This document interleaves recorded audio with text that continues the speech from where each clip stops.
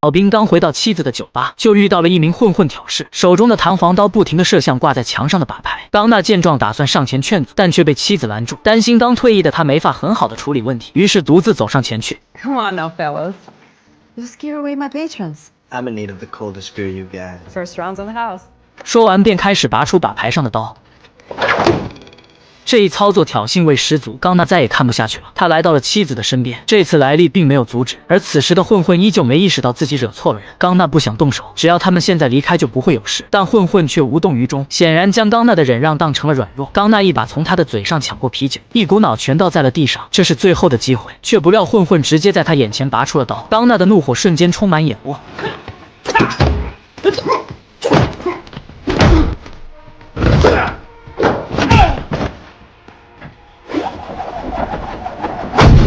有句话叫好言难劝，该死的补。既然这群混混这么不识时务，刚娜也不再收手，招式也更加犀利果断，很快就将几名混混调教的服服帖帖。一旁的混混老大见状，不由得鼓起了掌。刚娜是他见过最猛的老兵，也知道这种人不好对付，所以只能妥协带手下离开。这么一闹，酒吧的客人全跑光了，两人也只能提前打烊。回到家后，看到了两个儿子。由于刚娜多年的从军生涯失去了陪伴孩子们的时间，所以大儿子维克很抵触父亲的出现。尽管刚娜有意想借着出游的机会修复他们的关系，但维克依旧不给面子，毫不在意的起身前往了女友家。刚娜理解儿子，所以并没有多说。晚饭后，他和妻子坐在篝火旁聊起了天。刚娜觉得自己在这里就像一个陌生人，妻子也说如果可以重来，她不会找一个当兵的，因为刚娜一消失就是好多年，所有人都觉得她死了。为了让孩子们有希望，这些年来她一直在说谎。刚娜也很无奈，只能在接下来的时间尽力弥补。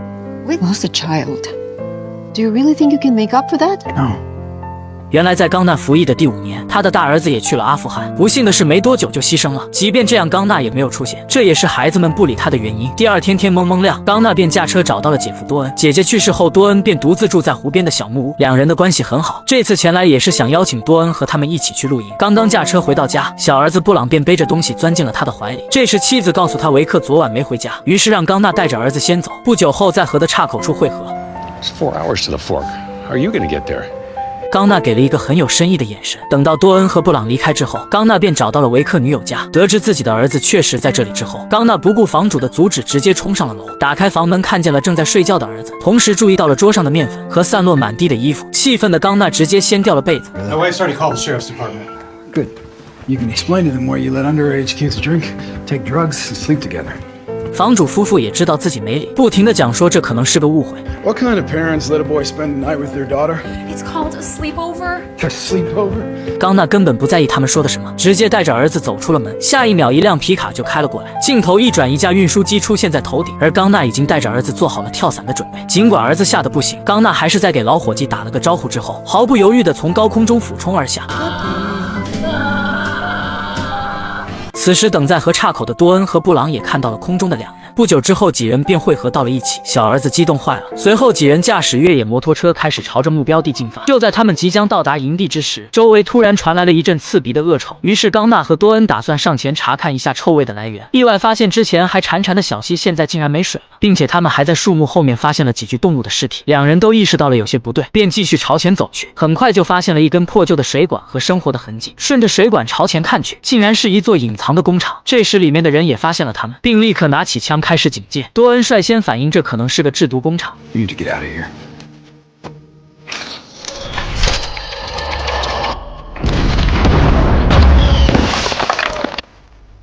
刚娜反应机灵，躲过一劫，但多恩却在爆炸中身负重伤。维克听到巨大的响动赶了上来，刚娜让他带着弟弟离开这里，顺便等有手机信号后报个警，让警察带直升机和医疗小组过来支援。收到指令的维克立刻将弟弟架上了摩托，随后毫不犹豫地冲了出去。此时毒贩的大批支援已经朝着他们赶过来。更不幸的是，多恩因失血过多已经没有了呼吸，这对刚娜来说是沉重的打击。但还没来得及悲伤，周围的毒贩就朝着他的方向发动了攻击。刚娜只能迅速起身，一边奔跑一边和毒贩周旋。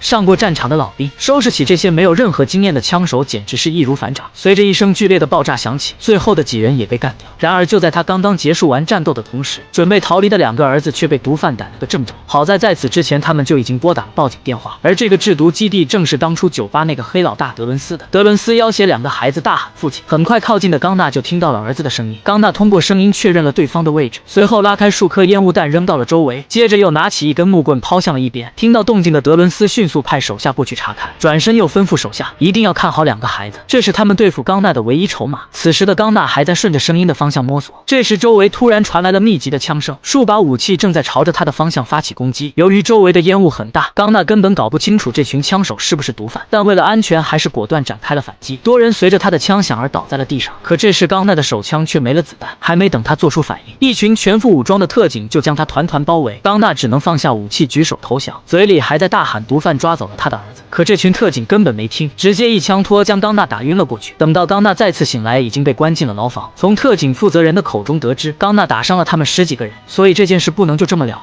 I didn't know there were federal agents, but there was smoke everywhere. Men with guns were attacking me. Shit. Yeah, I need to get my boys.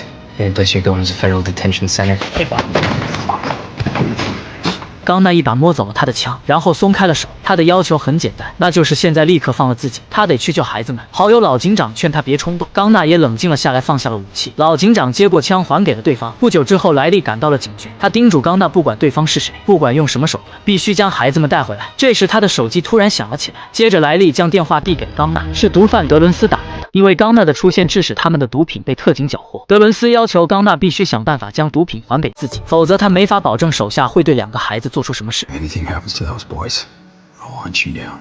I will find you and I will inflict more pain on you than you can possibly imagine.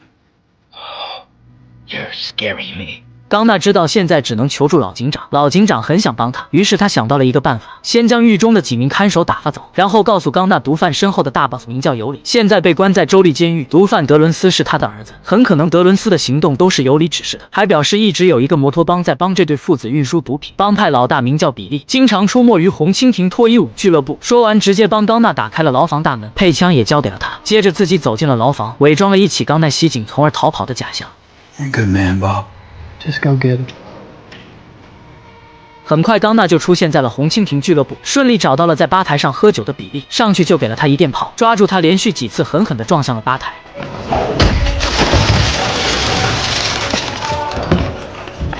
冈纳上前一把将他拎起，他要比利交代出德伦斯的老巢在哪里，但比利嘴硬一直在胡扯。冈纳准备上点手段，这时身后突然出现了一个持枪的女人。冈纳听到子弹上膛的声音，只能乖乖举起双手，做出投降的姿势。 Who's your daddy now?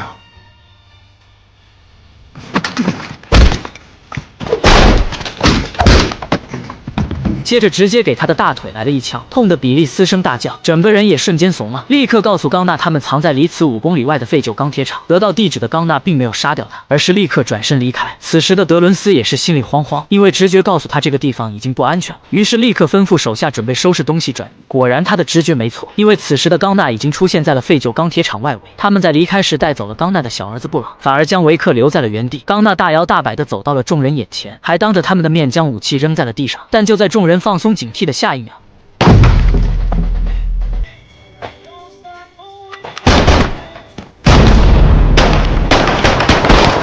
冈纳一边奔跑一边还击，周围的人全都在他的移动中纷纷倒地领了盒饭。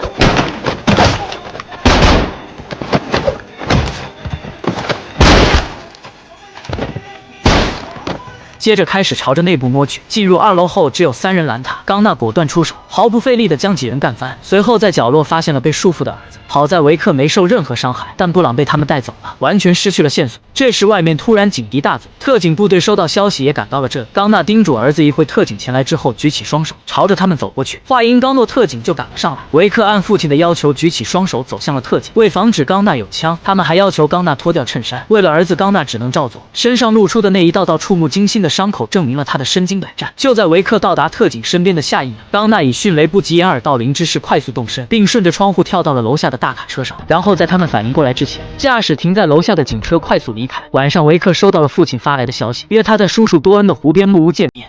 Be careful. 冈纳通过绳索从湖中拉出了一个密封箱，里面是多恩藏在这里的武器和衣物。冈纳只拿走了武器，将衣物重新放了回去。这时儿子维克也到了，冈纳让他帮自己查一下一个名叫尤里的毒贩。儿子很快就搜索到了图片，接着让儿子帮自己找一张州立监狱的地图。儿子依旧是手到擒来，这样的速度让冈纳有些意外。镜头一转，冈纳和儿子已经出现在了一架运输机上。他让儿子等自己离开之后，去郊外的农场找一个叫肖恩的游骑兵，让他开车来接应自己。 You really trusted me with a lot. Shouldn't I? I guess I'm just sorry about all the attitude I've been throwing at you. 儿子借这个机会向冈纳表示了道歉。冈纳清楚这一切都不怪儿子，儿子也表示自己生气的原因是因为死去的哥哥。但现在他想明白了，父子俩就这样达成了和解。这时机长提醒他跳伞的位置到了，于是冈纳果断从飞机上跳了下去。他这次的目标很冒险也很大胆，因为他准备前进监狱将尤里带出来，准备用尤里来交换自己的儿子。落地之前，冈纳就开始拿出烟雾弹，不停地丢进监狱。就在众人都陷入恐慌之时，冈纳避开守卫，落在了楼顶上，并第一时间发现了坐在角落的尤里，于是偷偷地摸了进去，趁狱警不注意，快速将他控制，然后穿着狱警的衣服，缓缓地朝着尤里的方向走过去。手下见有人靠近，立马上前阻止。冈纳迅速出手，给了对方一个下马威。 Oh, you sure know how to make an entrance. That was very exciting. 并表示是他的儿子德伦斯雇佣自己过来救他。尤里听后并没有怀疑，就这样跟着冈纳逃出了监狱。此时负责接应的肖恩也开车赶到了这里，而尤里也反应过来冈纳并不是他儿子雇佣的，但显然已经为时晚矣，只能乖乖上了肖恩的皮卡。离开的路上听到肖恩和父亲的谈话，维克非常好奇，便插了嘴，却从肖恩的口中得知，当年他的父亲独自一人倒了基地组织指挥部，拯救了他们整支队伍，因此被总统授予荣誉勋章。维克也没想到父亲还有这么一段经历，但就在他们聊天之时，尤里却不动声色地捡起了地上的螺丝刀，偷偷地藏到了袖筒里。随后几人在一处私人机场停下了车。离开前，冈纳叮嘱儿子，在他找到毒贩后会发位置给他，让他将缉毒局的人带过来。肖恩还想和他一起，却遭到了冈纳的拒绝。他觉得肖恩已经做得够多了。很快，德伦斯就收到了冈纳打过来的电话。由于现在有尤里这个人质，德伦斯也只能乖乖将自己的位置交代出来。双方约定好在那里交换人质。很快，冈纳就带着尤里赶到了废弃水泥厂。德伦斯也让手下将布朗带了出来。冈纳担心尤里耍诈，于是将一把喷子固定在他的身上。尤里则趁机划出了螺丝刀。就在双方打算交换人质的同时，尤里突然将螺丝刀刺进了冈纳的大腿，然后转身就跑。Run！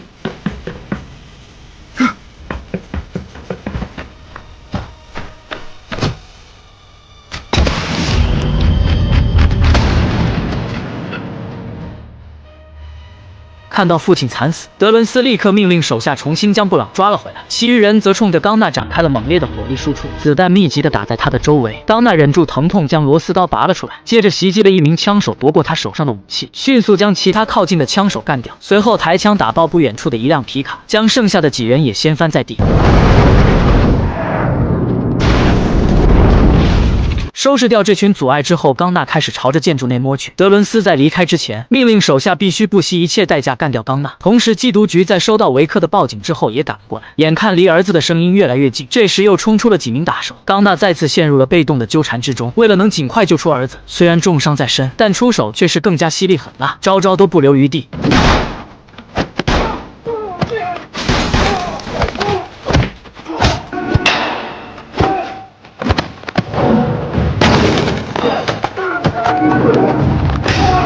经过一番肉搏，终于干掉了所有人。等到缉毒局赶到现场之时，德伦斯乘坐的飞机已经开始升空。尽管他们展开了一阵密集的火力输出，但对于皮糙肉厚的制奴干来说没伤到分毫，只能眼睁睁看着飞机慢慢远去。可这一切并没有结束。就在德伦斯以为逃出升天之时，冈纳突然出现在了布朗身边，他示意儿子不要出声，然后趁两人不注意，抱着儿子躲在了飞机尾部的货物后面。但这一幕还是被德伦斯发现，于是举起武器朝着冈纳靠近了过来，并迅速展开了疯狂射击。冈纳一阵闪转腾挪，躲开了所有子弹，1对2和两人战斗在一起。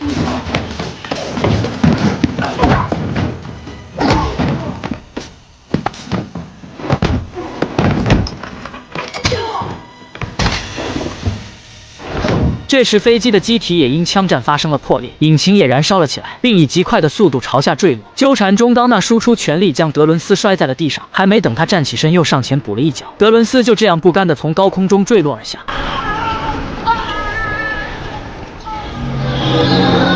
飞机也在下一秒狠狠砸向地面，发生了剧烈爆炸。本以为刚娜和儿子也完了，但镜头一转，明亮的月光中出现了一顶降落伞。刚娜就这样灭掉了所有毒贩，救出了儿子。故事的最后，刚娜独自一人来到了烈士陵园，这是和儿子相隔7年第一次见面，内心的思念不由得涌上心头。他将总统授予的荣誉勋章放在了墓碑上，这应该是他们父子俩共同的荣誉，也是一个父亲对儿子迟到的爱。此剧结。